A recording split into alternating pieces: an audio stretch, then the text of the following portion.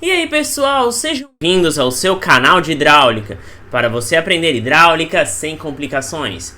Já de antemão eu peço que vocês deixem o like nesse vídeo, se inscrevam no canal, ative o sininho de notificações e se vocês tiverem qualquer dúvida acerca do conteúdo, comente aqui embaixo ou mande um direct no Instagram que dá na mesma. Então, sem enrolar mais, vamos direto para o vídeo de hoje? Agora mesmo! No vídeo de hoje vamos prosseguir com o conteúdo de introdução ao escoamento variado e vamos encerrar essa parte teórica falando finalmente sobre os tipos de declividade e a transição entre um regime para outro. Como assim? Vocês vão verificar agora. Vamos primeiro lembrar sobre o escoamento variado. Ele possui alguns elementos importantes, caso vocês se lembrem, que é a altura normal e a altura crítica. Como assim? A altura normal é uma altura de referência para aquela declividade caso se estivesse em EPU. E a altura crítica representa o nível mínimo de energia para aquele canal.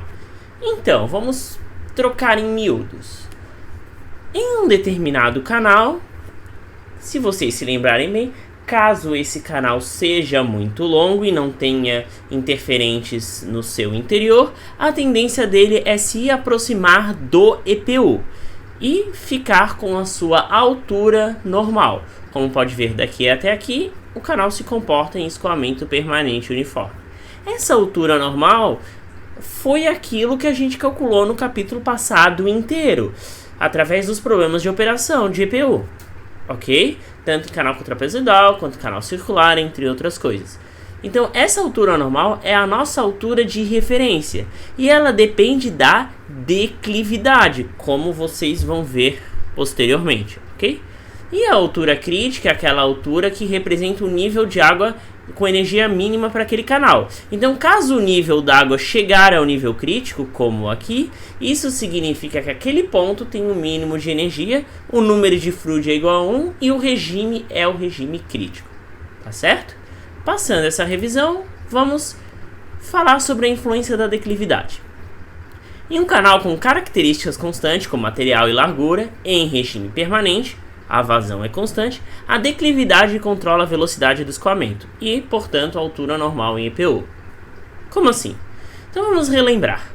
Nós temos dois canais com declividades diferentes, ok? Independente do nível d'água deles, vamos supor o EPU, ok? Como nós determinamos essa altura normal em EPU? Quanto maior a declividade, a gente sabe que maior a velocidade do EPU através da fórmula de Manninger. Então, se o canal tem características constantes como material, o número de Manning é constante. Se ele tem características constantes como largura, entre outras coisas, o raio hidráulico é constante. Então, o que determina a velocidade é a própria declividade. Então, quanto maior a declividade, maior a velocidade. Isso é natural. Por quê? Quanto maior a declividade, maior a componente Px. Px é a componente que impulsiona o escoamento analisando o balanço das forças. Pensem num plano inclinado. Quanto menor a declividade, mais difícil é ocorrer o escoamento. Ok? Então tá. Então maior a velocidade. E se vocês lembrarem da conservação da massa, da equação da continuidade, quanto maior a velocidade, menor a lâmina d'água. Então se a velocidade é grande, para uma mesma vazão, a área é pequena. E se a área é pequena, a altura normal é pequena, considerando uma largura constante. Tá legal? Então, pensando assim, quanto maior a declividade, maior a velocidade. Quanto maior a velocidade, menor a lâmina d'água em escoamento permanente uniforme. Entendeu? Então, resumo, quanto maior a declividade, menor a altura normal. Com isso, a gente pode descrever a declividade crítica. Então, a declividade crítica é a declividade que em EPU gera uma altura normal equivalente à altura crítica daquele escoamento. Então, é uma certa declividade que, se nós calcularmos a altura normal por problemas de operação, EPU, ela vai dar igual à altura crítica. Então, vamos pegar a fórmula de Manninger, onde a velocidade é igual a 1 sobre n vezes raio hidráulico na 2/3 vezes raiz da declividade. Como eu estou falando de uma situação onde a altura normal é igual à altura crítica, a declividade em questão vai ser igual à declividade crítica. O raio hidráulico vai ser o raio hidráulico crítico, a velocidade crítica, tá legal? Apenas por questões de futuras deduções, eu vou isolar a declividade crítica nesta fórmula. Então, a declividade crítica é igual a número de Manning ao quadrado, vezes velocidade crítica ao quadrado, sobre raio hidráulico crítico na 4/3. Simplesmente isolei esta equação, ok? Você precisa decorar isso? Não, aplique em Manning. Sabendo que o número de Froude é igual a velocidade sobre a celeridade da onda, ou seja, raiz de 2g, e que no escoamento crítico o número de Froude é igual a 1, nós temos que 1 sobre Vc é igual a raiz de 2g. Então a gente tem que a velocidade crítica é raiz de 2g. Substituindo aqui, nós temos que a declividade crítica é n ao quadrado vezes 2g sobre raio hidráulico crítico na 4/3. Novamente, vocês não precisam decorar essa parte, eu só estou demonstrando uma equação que vai ser utilizada posteriormente. Ok? Sabendo que a altura crítica num canal retangular é dada por essa fórmula, nós temos que a declividade crítica vai ser essa fórmula aqui, considerando o canal lá, apenas como base, mas não se preocupem. Como eu falei, apliquem Manning e calculem a altura crítica através dessa forma. Isolando aqui, nós temos que a declividade do canal sobre a declividade crítica igual a HC sobre HN na 10/3. Ai, professor, essa parte de fórmulas está muito confusa. Não se preocupem, vocês não precisam esmiuçar isso. Apenas se lembrem desta relação aqui. Esta relação é uma relação extremamente importante, que nós vamos utilizar para futuras deduções, certo? Mas, em resumo, calculem a declividade crítica por fórmula de Manning, que está tudo certo. Agora vamos classificar a declividade. Caso nós tenhamos uma altura normal superior a uma altura crítica, esse canal ele possui uma declividade fraca. Por quê? Porque se a altura normal for superior à altura crítica, a velocidade é baixa. Então, esse canal atua com um regime de EPU subcrítico, ok? No EPU, ele pode ter lâmina d'água em pontos diferentes. E nesse caso, como a altura normal é maior do que a altura crítica, a declividade é menor do que a declividade crítica. Já nessa situação, a altura normal é igual à altura crítica. Então, a gente tem um regime de EPU crítico, ou seja, a gente tem uma declividade crítica, onde a altura normal é igual à altura crítica e a declividade igual à declividade crítica. Nesse regime, nós temos uma declividade ainda maior. Então, nós temos uma declividade forte que produz um EPU supercrítico. Por quê? Porque a lâmina d'água é muito pequena, ou seja, a velocidade é muito grande, e a declividade é maior do que a declividade crítica. Esse é o resumo básico do que vocês têm que entender. Por fim, transição de regime. Quando a declividade muda de tipo, de forte para fraca ou vice-versa, há um regime de transição, onde o escoamento passa pelo estado crítico. A montante e a jusante da transição ocorrem alterações na linha d'água, chamadas curvas de remanso, que podem ser seguidas ou não de um ressalto hidráulico.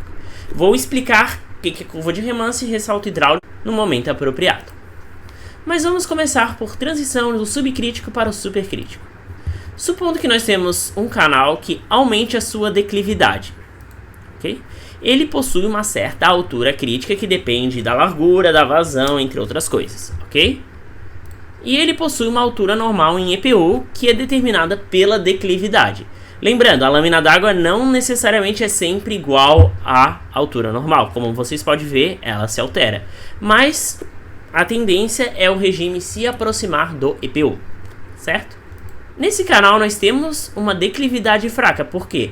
Porque a altura normal é superior à altura crítica. Já nesse ponto, nós temos uma declividade forte, porque a altura normal é menor do que a altura crítica. Entenderam? Tudo certo? Beleza. Então, vamos observar esse ponto aqui. Nesse ponto, a lâmina d'água é exatamente igual à altura crítica. Ou seja, o número de Froude, que a gente estudou anteriormente, é igual a 1. Então, nós estamos no regime crítico. Tá legal? Aqui, inteiramente está no regime subcrítico. E aqui, o escoamento está inteiramente no regime supercrítico. Nesse ponto, há um ponto de transição. E nesse ponto de transição, ocorre a mudança de regime. Okay? Antes e depois dessa transição, nós temos um perfil de linha d'água que nós chamamos de curvas de remanso. Ok? Aqui, em vermelho, nós temos uma curva de remanso característica do regime subcrítico. Por quê? Em todos os pontos, a lâmina d'água está acima da altura crítica. Futuramente, vocês vão entender que é da classe M. Já que depois da transição, nós temos uma lâmina d'água sempre abaixo da altura crítica, que nós chamamos de curva de remanso supercrítico, ou S. Tá legal? Então o que é a curva de remanso? A curva de remanso se forma quando há alterações no perfil do escoamento e que promove uma mudança na linha de água, tá certo? Agora vamos ver o que acontece do supercrítico para o subcrítico, ou seja, você está num perfil de declividade forte e vai para um perfil de declividade fraca. Mas vamos primeiro dispor os elementos. Nós temos aqui a altura crítica, calculada pela vazão, largura, entre outras coisas. Aqui nós temos a altura normal, calculada pela fórmula de Manninger. Nessa primeira parte, a altura normal é menor do que a altura crítica. Então nós temos um EPU supercrítico, ou seja, nós temos uma declividade forte. Aqui a altura normal é maior do que a altura crítica, então nós temos uma declividade fraca. Tá legal? Então, uma transição do regime supercrítico para o subcrítico. Exatamente nesse ponto, há uma transição da linha d'água que passa do regime supercrítico para o subcrítico. Aqui é um regime crítico, onde a altura é igual à altura crítica e o número de Froude é igual a 1. Ok? Na mesma forma que antes. E com isso vai formar uma transição que gera curvas de remanso. Ok? No regime supercrítico, há uma curva de remanso que chamamos de S. E no regime subcrítico, há uma curva de remanso que chamamos de M. Mas, quando há uma transição do regime supercrítico para o subcrítico, há também a formação de uma coisa chamada ressalto hidráulico, porque a água vem com muita velocidade e ela freia. Isso gera uma turbulência chamada ressalto hidráulico, que também vai ter um capítulo específico acerca desse assunto. Tudo certo? Então tá, gente, terminamos esta parte. Na próxima aula nós vamos fazer um exercício básico de escoamento variado para reforçar esses conceitos e futuramente vamos começar a trabalhar de fato com a aplicação de mudança da linha d'água de escoamento variado com curvas de remanso e posteriormente com ressalto hidráulico, tá certo? Então se você gostou dessa aula, não se esquece de deixar o like nesse vídeo, se inscreva no canal e até a próxima!